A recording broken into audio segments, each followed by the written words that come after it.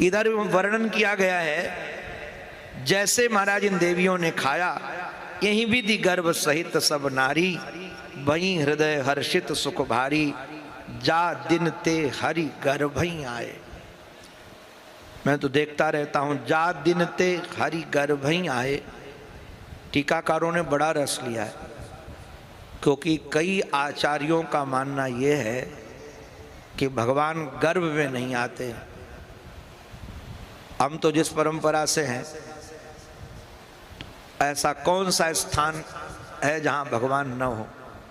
जो सर्वत्र भगवान है, उनको गर्भ में जाने में क्या डर है? किंतु कई वैष्णव परंपरा के लोग कहते हैं भगवान गर्भ में नहीं आते, तो हरि गर्भ ही आए। वायु ऐसी पेट में आ गई कि उनको लगता था कि भगवान गर्भ में हैं, किंतु गर्भ में थे नहीं। क्योंकि भगवान गर्भ में क्यों गर्भ का कष्ट सहने आ जाएंगे? सकल लोक सुख संपत्ति छाए, मंदिर मह सब राज ही रानी, शोभा शील तेज की खानी। क्या कहें आपको? महापुरुषों का जो चिंतन होता है नारायण, कारण क्या है? हम लोगों का जो समय होता है वो संसार की चर्चा में बीतता है, और विद्वानों का जीवन काव्य शास्त्र विनोदेन कालो गच्छति धीमताम। उनका समय शास्त्र चिंतन में जाता है, इसलिए नए नए भाव निकालते हैं। मंदिर मह सब राज ही रानी, शोभा शील तेज की खानी। ये तीनों रानियां तीन गुण से भरी हुई थी। कौशल्या मैया शोभा से, कैकेयी मैया शील से, और श्री सुमित्रा मैया तेज से।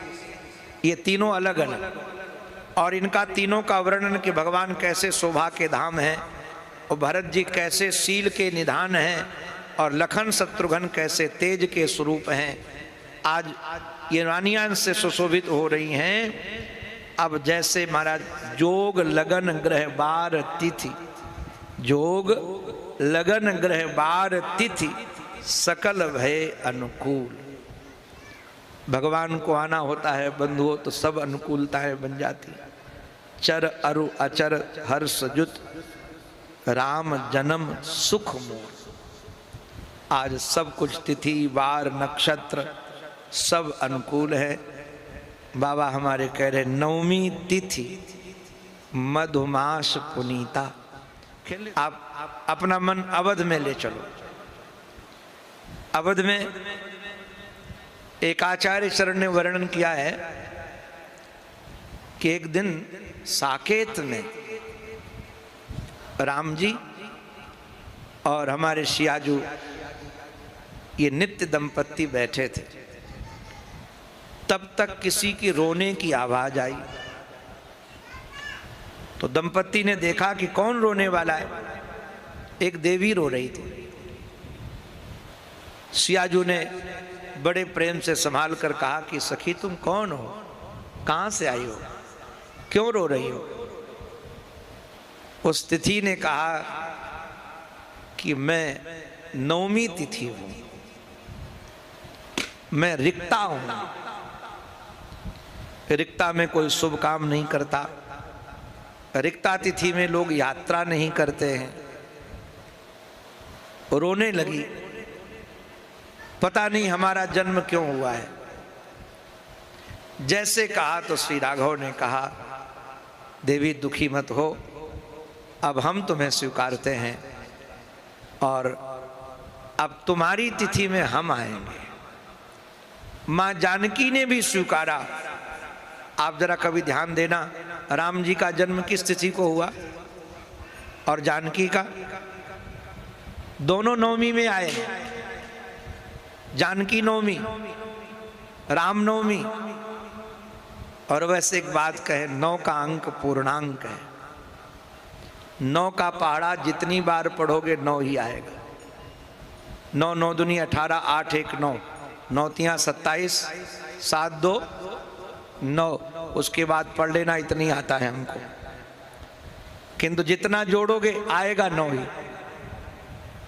9 की तिथि पूर्णांक है। नवमी तिथि मधुमास पुनीत। ये चैत्र और वैशाख, चैत्र का नाम होता है मधु और वैशाख मास का नाम होता है माधव। महाराज जी की आप पर बहुत कृपा है। आज मैं देख रहा था, राम कथा सुनने के लिए 2 ही मास श्रेष्ठ है। वैसे तो भगवान की कथा कभी भी हो मंगलदायी है, किंतु चैत्र और कार्तिक 2 ही कथा राम कथा के लिए सर्वश्रेष्ठ तिथियां हैं। आज मैं एक ग्रंथ देख रहा था, उसमें देखने को मिला तो मधुमास माने चैत्र का महीना पुनीत है, शुक्ल पक्ष है, अभिजित मुहूर्त है, मध्य दिवस है। न महाराज इधर न उधर, मध्य में। उस समय न शीत है न बहुत ज्यादा घाम है। पावन काल लोक विश्रामा, शीतल मंद सुरभि बह बाहो। हवा मंद सुगंध सुरभि बह रही है, सब प्रसन्न है, मन लोगों के प्रमुदित हैं। भगवान ने जब ऐसा समय देखा,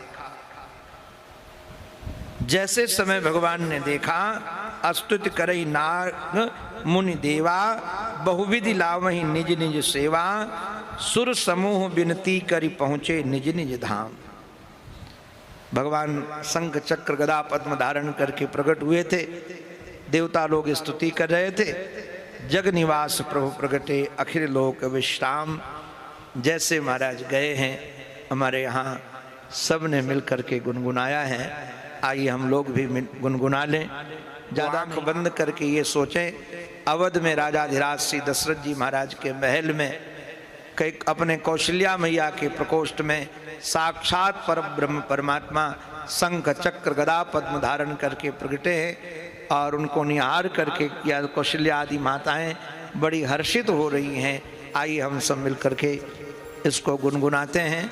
और उसकी भय प्रगट कृपाला दीन दयाला, कौशल्या हितकारी, हर्षित महतारी, मुनि मनहारी, अद्भुत रूप विचारी।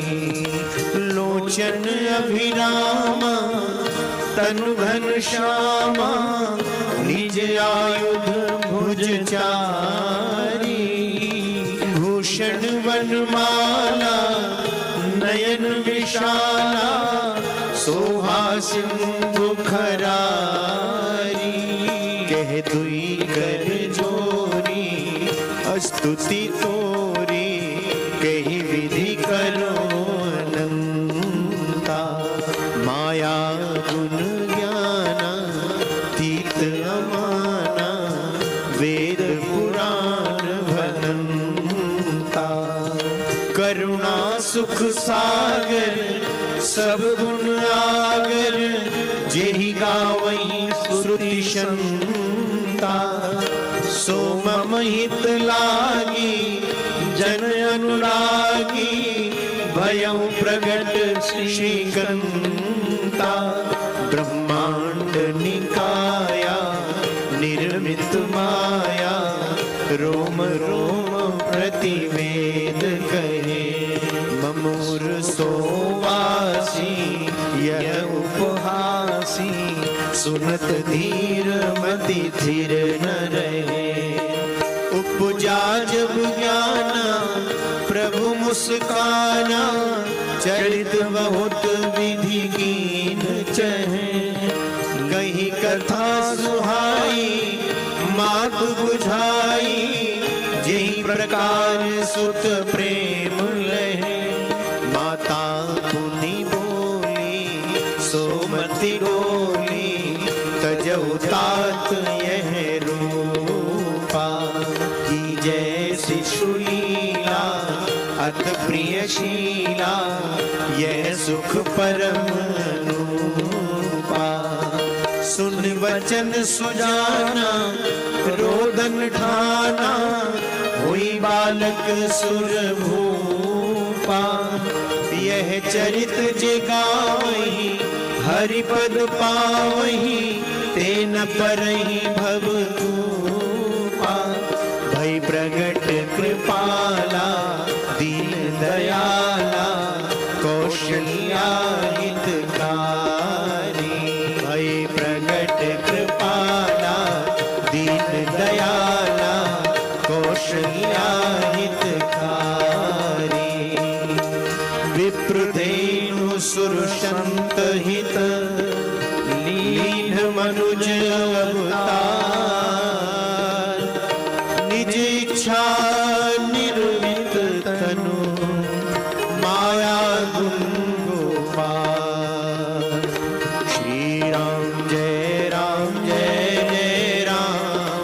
श्री राम जय राम जय जय राम। श्री राम जय राम जय जय राम।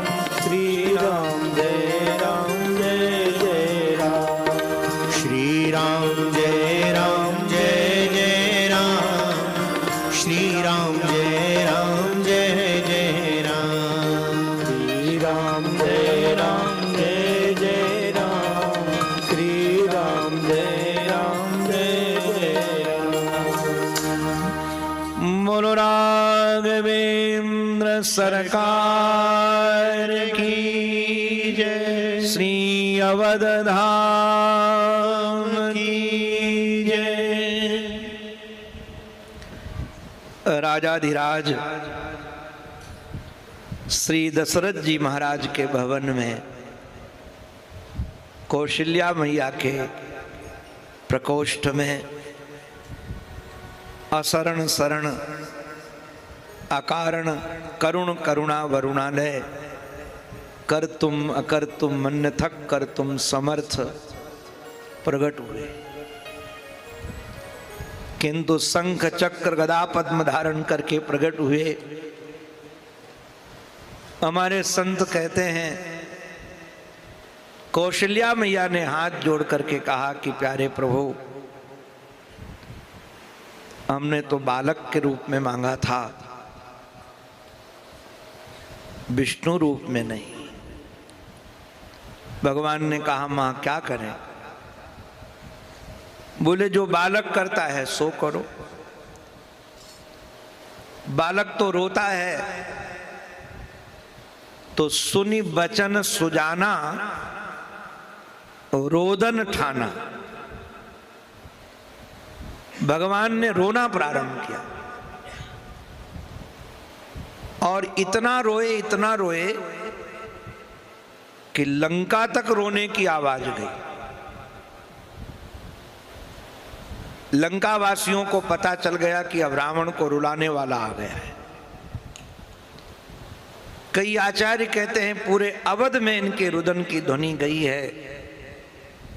सब प्रसन्न है। दासियों ने रघुनाथ का दर्शन किया, गदगद हो गई।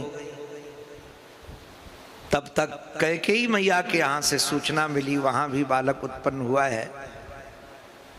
और जैसे वहां गई तो दोनों की ऐसी छवि थी, भरत राम की अस अनुहारी, सहसा लख न सके नर नारी। एक जैसे थे। दासियां दौड़ कर आती, यहां देखती वहां देखती, एक यहां कैसे आ गया, यहां कैसे चला गया। तब तक सुमित्रा मैया के यहाँ से रुदन की ध्वनि आई। उन्होंने 2 लालों को जन्म दिया है। जैसे महाराज राजा दशरथ जी को पता चला है, दशरथ पुत्र जन्म सुनि काना, मानव ब्रह्मानंद समाना। ब्राह्मणों को, आचार्यों को बुलाया गया है, नांदी श्राद्ध किया गया, जात कर्म संस्कार किया गया, खूब उपहार दिए गए, अवध सजाया गया है।